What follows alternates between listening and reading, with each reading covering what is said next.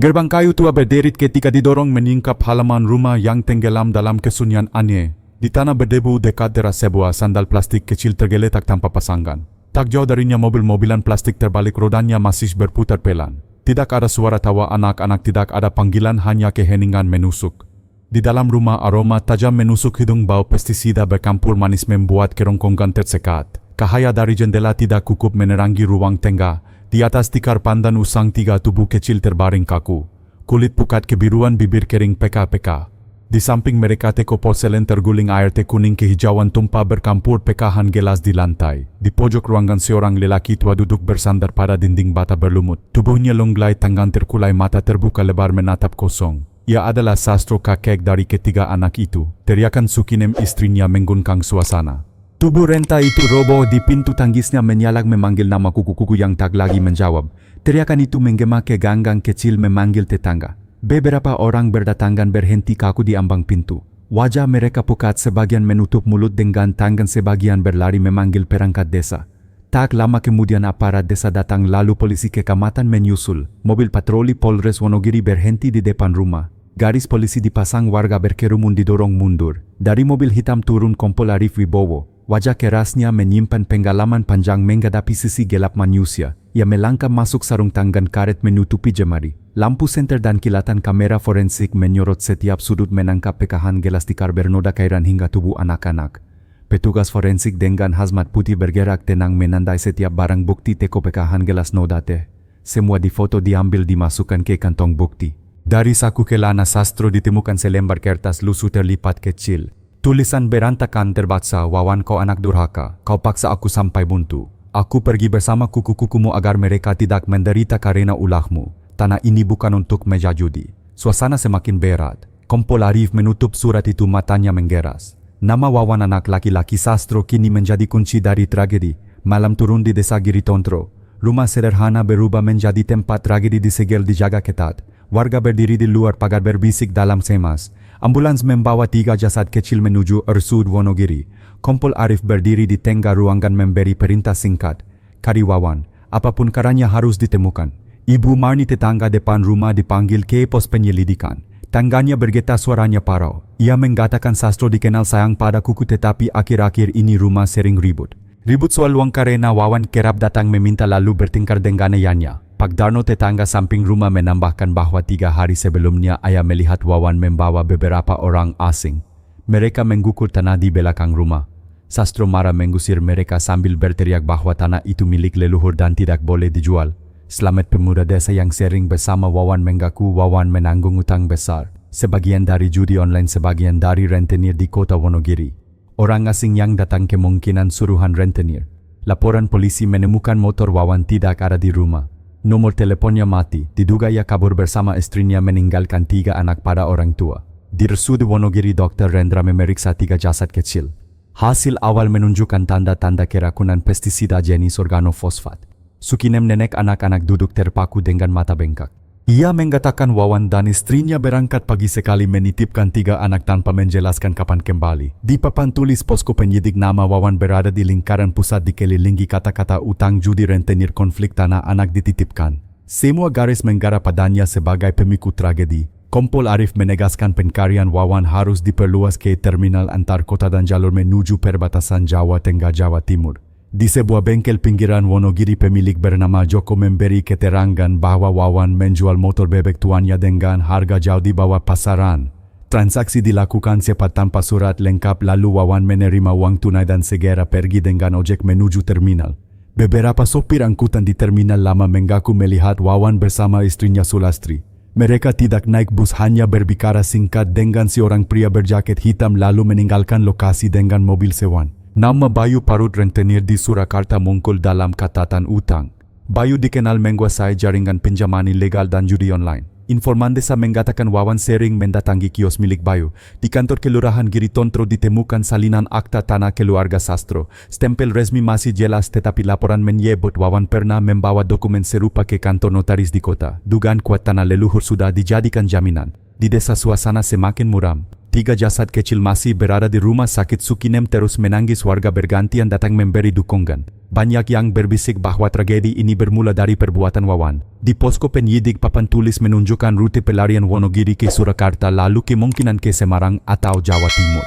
Semua titik dicatat dan ditandai. Seorang penjaga kos di Banjarsari melaporkan ada pasangan menyewa kamar semalam. Ciri-cirinya sesuai dengan Wawan dan Sulastri. Mereka tampak gelisah hanya membawa tas kecil pergi sebelum fajar. Di kamar ditemukan bungkus rokok, botol air dan kertas berisi catatan angka. Kompol Arif memerintahkan koordinasi dengan Polresta Surakarta memantau hotel murah dan rumah kos serta menutup akses terminal utama. Tim gabungan tiba di Surakarta sebelum matahari terbit. Koordinasi dilakukan dengan Polresta. Semua data tentang Bayu Parut dibagikan, riwayat usaha pegadaian ilegal, jaringan penagih utang hingga catatan transaksi mencurigakan. Penyelidikan pertama diarahkan ke kios kecil milik Bayu di Pasar Gede. Toko terlihat normal menjual kebutuhan sehari-hari, tetapi catatan intelijen menyebut tempat itu sering dijadikan titik pertemuan. 2 penyidik menyamar sebagai pembeli mengamati aktivitas. Bayu tidak terlihat, hanya 2 anak buahnya berjaga. Sementara itu tim lain menelusuri jejak mobil sewaan yang digunakan Wawan. Data rental menunjukkan mobil dikembalikan tengah malam di kawasan Manahan. Identitas penyewa menggunakan KTP palsu dengan foto mirip Sulastri. CCTV merekam pasangan keluar dari mobil kemudian berjalan ke arah gang sempit. Di gang tersebut seorang pemilik warung menyebut ada pasangan muda menyewa kamar beberapa jam lalu pergi terburu-buru setelah menerima telepon. Mereka membawa koper kecil menuju arah utara. Kompol Arif menyimpulkan pergerakan Wawan tidak akak. Setiap langkah menunjukkan ada pihak yang menggerakkan. Dugaan kuat jaringan Bayu terlibat. Langkah berikutnya penyergapan. Surat perintah penggeledahan untuk 2 lokasi milik Bayu disiapkan. Malam itu tim mendatangi rumah kontrakan Bayu di daerah Mojosongo. Pintu digedor, 3 orang anak buah mencoba melawan namun sempat dilumpuhkan. Di dalam kamar ditemukan buku catatan utang, beberapa KP palsu, dan sebuah map berisi fotokopi sertifikat tanah atas nama Sastro. Bayu berhasil ditangkap di sebuah kafe tak jauh dari lokasi. Saat diinterogasi singkat ia menolak bicara. Namun di ponselnya terdapat pesan terakhir, pasangan sudah menuju Semarang, siapkan jalur selanjutnya. Informasi itu mengubah arah penyelidikan. Fokus pencarian dipindahkan ke jalur Surakarta-Semarang. Tim patroli diperintahkan memantau terminal Banyumanik, stasiun Tawang dan penginapan murah sepanjang jalan Pantura. Tim gabungan bergerak cepat menuju Semarang setelah menemukan pesan di ponsel Bayu. Data kendaraan umum di jalur Surakarta-Semarang diperiksa. Seorang sopir travel melaporkan telah menggantar pasangan dengan kiri mirip Wawan dan Sulastri hingga terminal Banyumanik. Di terminal kamera pengawas merekam keduanya turun dari mobil menutupi wajah dengan masker lalu masuk ke area kios. Mereka tidak membeli tiket resmi, hanya berbicara singkat dengan pria berjaket abu-abu kemudian berjalan ke arah pintu keluar samping. Polisi mendatangi beberapa losmen sekitar terminal. Seorang penjaga mengaku ada pasangan datang tengah malam membayar tunai tanpa menunjukkan identitas. Mereka menempati kamar di lantai 2 lalu pergi menjelang subuh. Di kamar tersisa bungkus mie instan, botol plastik dan selembar kertas berisi nomor telepon. Nomor itu ditelusuri terhubung dengan seorang kalo transportasi yang sering menyediakan jalur ke perbatasan utara Jawa. Diduga Wawan berencana keluar dari Jawa Tengah melalui jalur laut. Kompol Arif mengumpulkan tim di Mapolrestabes Semarang. Semua pelabuhan kecil sepanjang pantai utara diperintahkan siaga. Unit patroli laut dilibatkan untuk mengawasi pergerakan kapal kayu. Sementara itu unit intel mengikuti aliran uang. Dari catatan rekening ada transfer tunai melalui agen minimarket di Banyumanik ke rekening atas nama fiktif. Nominalnya pas dengan sisa uang hasil menjual motor. Uang itu segera ditarik tunai. Di kawasan Johar seorang pedagang mengaku melihat Wawan membeli pakaian murah dan topi lebar. Ia terlihat gugup selalu menoleh ke belakang. Sulastri hanya diam menggenggam tas kecil berisi barang bawaan. Tim bergerak menyisir pasar tetapi pasangan itu sudah pergi. Informasi terakhir menyebut mereka menuju arah Demak dengan menumpang mobil bak terbuka. Kompol Arif menyadari lingkaran semakin sempit. Ia memerintahkan pos pemeriksaan didirikan di jalan utama Semarang-Demak serta menghubungi kepolisian Jepara untuk mengawasi jalur menuju pelabuhan kecil di utara. Mobil bak terbuka yang ditumpangi Wawan dan Sulastri berhenti di pinggir jalan dekat Pasar Demak. Keduanya turun membayar ongkos seadanya lalu berjalan masuk ke gang sempit. Seorang saksi pedagang ikan melihat mereka menanyakan arah ke terminal lama, kemudian menghilang di antara kerumunan. Di terminal rekaman CCTV memperlihatkan Wawan berbicara dengan seorang pria bertopi dikenal sebagai kalo transportasi. Pria itu menerima sejumlah uang tunai lalu memberi isyarat agar mereka menunggu di warung kopi dekat jembatan. Sementara itu tim gabungan dari Semarang tiba di Demak. Kompol Arif membagi pasukan sebagian menyisir pasar sebagian lain mendatangi rumah kos yang sering dipakai pendatang. Laporan kepat mengkonfirmasi ada pasangan dengan siri mirip Wawan menginap beberapa jam lalu pergi terburu-buru sebelum fajar. Di kamar kos ditemukan bungkus nasi kertas dan tiket kapal nelayan menuju Jepara.